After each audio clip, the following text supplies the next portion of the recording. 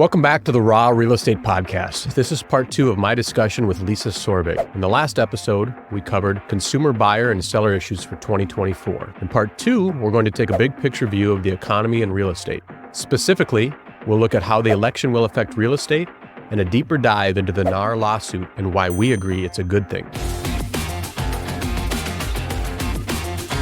It's kind of a love-hate with rates. You know, I'd love to see them drop. Yeah. But at the same time, if they do drop, I think we're going to see this feeding frenzy again, Yes. and prices are going to go up again. Yes. Now, hopefully, they drop enough to get that gap from the 3.5% that somebody has closed, so we can get it to like in the upper fives. That'll Yes. close the gap, and that will open up some of that inventory where people will get out of that lock-in effect and sell some of those homes. Yes. So I think there's that balance of, yeah, they don't want to drop them too much, but I think dropping them into the fives will help free up some inventory, thus maybe soften that price increase in the bidding wars. And we're not selling homes for 105% anymore, right? If we just get more inventory. I was reading an article the other day that we're becoming a rental society. Yes. Which is interesting because, like you said, the affordability challenge. It's so hard to afford a home right now that it makes more sense to rent. And that generation, my daughter's generation that's coming into the housing market, they see the numbers, and for them, it's just financially more feasible to rent.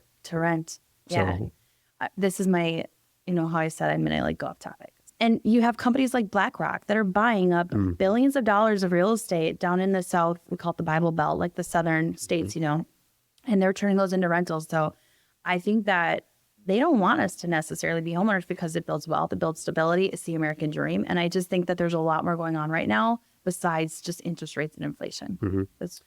I don't disagree whatsoever. It's going to be a very interesting second half of the year, I think. I don't know what to expect. I'm having a lot of conversations with my clients right now around, I think if you're going to do something, do it the first half of the year because we're going to get into this election season. Yes. And I think it's just going to be turbulent for a wait. lot of people. Now, if rates go down, you may see that, first-time home buyer get into the market and that activity be very strong. But I think in the upper bracket, I think they're going to kind of close their pocketbooks and say, you know what, let's just wait and see. And I'm not going to, I don't really care who gets in. It's just I need to know who gets in because I know if we go one way, we're going a very different direction than the other way. Completely different direction. I agree. I think it's a big election. Yeah. I think it's a really big election, and I think everybody thinks it's a big election. So, and usually election years, there's like a standstill that happens months before November, right? Yep. So that could play into it as well. So there's a lot of unknowns right now.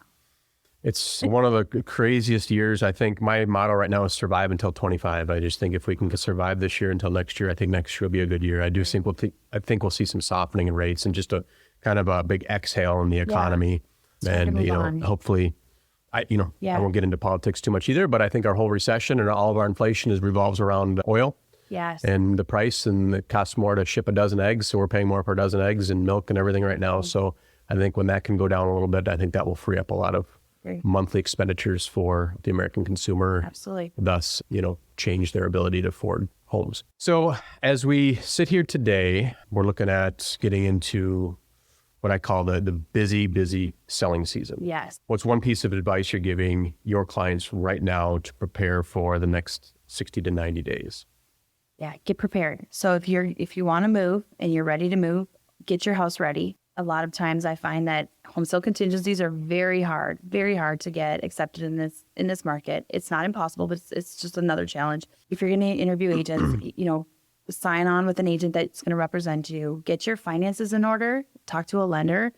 We always say that, but I think it's even more important right now than ever before is you just got to be ready to go because the good deals sell fast. If you buy a home or you get an accepted offer, you need to be ready to put your house on the market if that's what you're going to do. But a lot of times they have so much equity that they are able to buy and sell non-contingent. I think one of the hardest conversations to have right now is I'm a seller and I want to buy something else, right? Yeah. I want to go from my townhome to a single family home, but I can't find anything I want. Yeah. And then they find something they want and they got to hurry up and get their house ready and put it on the market or they're contingent. So it's taking that leap of faith of just trust me. Let's get your home on the market. Let's get it under contract so that you're a strong buyer and finding an agent that you can trust enough to walk you through that process of uncertainty. Yes, right? Uncertainty and moving really, really fast. Yeah. You got to move fast because if that right home comes on the market, I have a seller right now down in Prescott area and he'd love to move. He's got a big house and it's too much to take care of.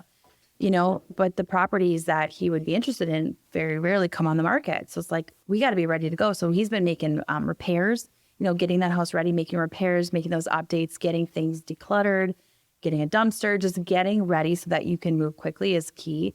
I think with buyers too, it's for a buyer to move quickly in this market, it's all about having a great relationship with your realtor. Mm-hmm. You've got to have a great realtor, because that great realtor is going to get you in first. They're going to communicate at a high level with the other agent. They're going to figure out exactly how we need to craft our offer to make it acceptable to the seller.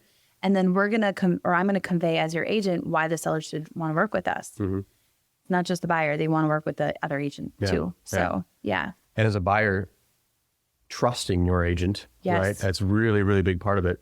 And to your point, having a great agent right now, and I've said this before, if you're the buyer's agent and I'm a seller's agent and there's 10 offers, I mean, not only do I like you, but I trust you and I know that what you're saying is the truth and I know that your deals get to closing. Yep. I'm going to have that conversation with my seller that says, look, Lisa's a good agent. She's working with a good lender.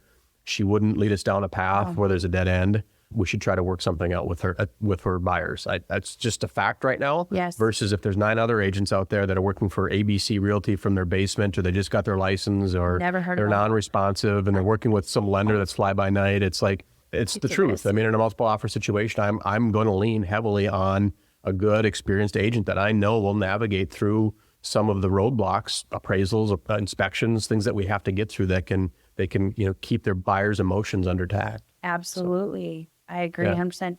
Your relationship with other real estate agents is just as important as it is with your clients, because you will win deals for your clients based on that relationship, because they know that you have reputation, you have experience, you're going to get it done. Mm-hmm. And that's why I love selling in a smaller market. I'm in a small pond, I say, like, Western Wisconsin, that's my area.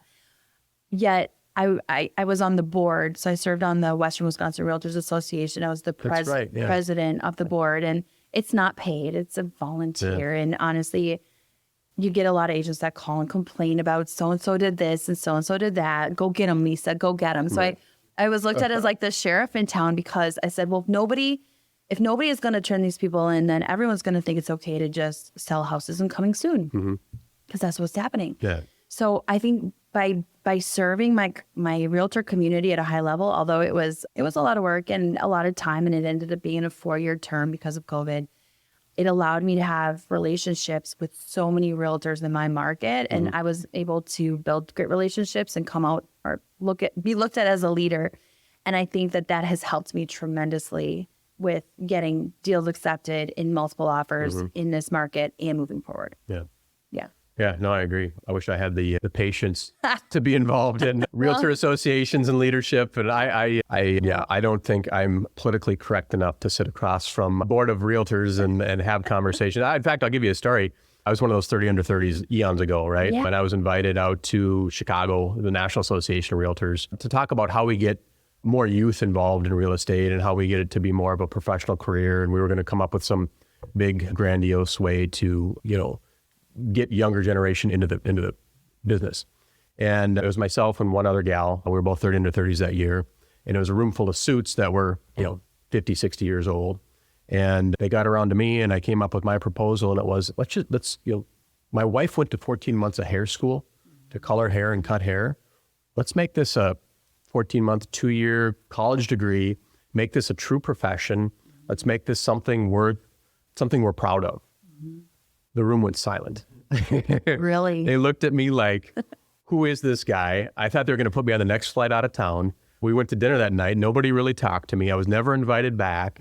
But look, at the end of the day, how do they get paid? More dues, right? Yep. So the more warm bodies we can put into this industry, the more dues that get paid, and the more money they make, the more bonuses they get. Yep. I mean, it's sad, but it's true. So I called them out, and at the end of the day, I wasn't invited back. Like so, and as you know, nothing changed. It's true. So. I mean, it's, to get a real estate license in the state of Wisconsin, it's a 72-hour class you have to take. You can do it all online from home. You get 6 months to complete it. You only need to get a 75% on the exam to pass. And yet you're helping someone with the largest investment of their life. And so a lot of agents and a lot of boards have advocated for a more complex process, or make it a little bit more challenging or put people through more education and more training and schooling to be able to get a license, because it's very, very easy, and hence why 87% of people get out of it, right? But it just creates a lot of unnecessary, I don't know. There's just a lot of shitheads. Yeah. You said it. I don't, yeah. Just, people getting in for the wrong reasons. They love to watch HGTV. They love to watch Selling Sunset. There's this new one right now with The Agency is on Netflix. And it's like, that's not the reality though. That's not what we do in the day. I know. Yeah, absolutely. Anything else you want to talk about over here? What do you think the market's gonna, future, like in the next 5 years? So between now and 5 years. Yeah. What do you think the market's going to do? Or what do you think big changes we're going to see? That's a great question. And it's one I'm not sure I can answer. I'm telling my clients right now, I can see the next 5 weeks. That's really about it right now. I feel like our industry has been a lot like the stock market. Yes. 1 week, it's like, oh, wow, this is great. Everything's up and we're all making money. And, the next week it's down, 200-300 points. So I don't know. I would say, unfortunately, if we've learned anything, the American consumer is very monthly payment driven, and interest rates are a huge factor in our business. Yep. And I think maybe I was just wired different I would rather pay $500,000 for a $500,000 house than $700,000 for a $500,000 house just because interest rates are low. Yeah. Right. I'm more price driven than I am interest rate driven. Yep. The American consumer in general is more interest rate driven. So that's a huge factor. If that changes, I think home prices will continue to rise. If that changes, we will see some inventory pick up a little bit. Like I said, the lock-in effect will go away. Unfortunately, I think you and I have the same political beliefs. It all comes down to what's going to happen in November in our business. The White House. There's one candidate that understands the real estate industry, understands the housing market, understands that I think we're like 20 to 25% of the gross domestic product. Yes. They understand that, and they understand that if we can get housing humming along, that gets the rest of the economy humming along. So if that particular candidate gets in, I think our industry could go in a really positive direction. Yep. If another one gets in, there's fear that our industry could see home prices soften, could see interest rates go into the 8s and stay into the 8s, could see gas prices go to $4 a gallon and stay at $4 a gallon. Could see requirements for us to go solar and, all these different things that are just totally crazy. But yeah, at the end of the day, unfortunately, I think a lot of people feel the same way we do, that this is going to be a very pivotal time. So it's hard for me to say the next 5 years. I can probably answer that question in 6 months. Yep. But right now, it's hard for me to answer that, because it's what I alluded to before is I think a lot of people are going to get that, you know what, honey, we're closing our pocketbooks for a few months. We're going to just not make any big decisions. We're going to hunker down, and we'll just know what happens, and whatever happens. And we can make some decisions based on the facts. Yeah. I would agree. And I know consumer debt is at an all-time high. In fact, they said that the average car payment right now used to be $500 a month, and now it's like $800 a month. And even I'm seeing on social media people complaining because used car loans, if you wanted to get a used car loan, it's like 10%. Yeah. It's crazy high. I know. Your car is so expensive. Consumer debt is a big factor. We just had an investing lender in my office yesterday. We did a class on net worth, and he was saying that 90% of the people that come in to work with him have a negative net worth. You're kidding me. Negative net 90%. 90% have a negative net worth because they have nothing in the bank, and they buy based on the payment, or they buy because they're like, well, this jet ski is 0% interest for 5 years. Right. Why wouldn't I buy it? Right. So they're driven by consumption. They're not driven by saving or investing, which is the mindset of wealthy people. Is they don't spend first, they invest first. And I think that's the mindset of our country right now is, if I earn it, then I should be able to go spend it. And it's putting a lot of people in a really bad spot where they're literally paycheck to paycheck. And if something major or catastrophic happened, they would not be in a position to financially afford it. Luckily, they have a lot of interest or a lot of equity in their home, right? Homeowners are sitting on, they said, like on average, $236,000 in equity, which is more money than most people have ever imagined to have. So whether they tap into that or not, I think that's a big part of it too. Yeah, I agree with that. And unfortunately, I'm going to stick down the political path. And a lot of the generation right now is used to the government bailing them out. Yes. So if they can't make that payment, student debt, for instance, the government has bailed them out. So they're used to that. It's becoming the norm. Yeah. And that's why they're willing to just have that immediate gratification and go out there and spend. And it's scary because that generation is teetering on some very, very major debt. That's crazy. going to keep them, it's going to hold them down for years to come. I believe credit card debt's higher than it's ever been in this country. Yeah. I try not to follow it, but And credit cards are like 32% interest rate. I know, it's wild. Nothing. It's crazy. So I don't like credit it's, cards. It's gonna be an interesting time. I encourage all my clients. I help a lot of my clients and educate my clients on building wealth through owning real estate. So buy an investment property, or if you're ready to move up into a new home, keep that house. We call it house hacking, right? Keep that house, retain it, and then because that is one of the best ways. It's the number one way to build wealth is through real estate.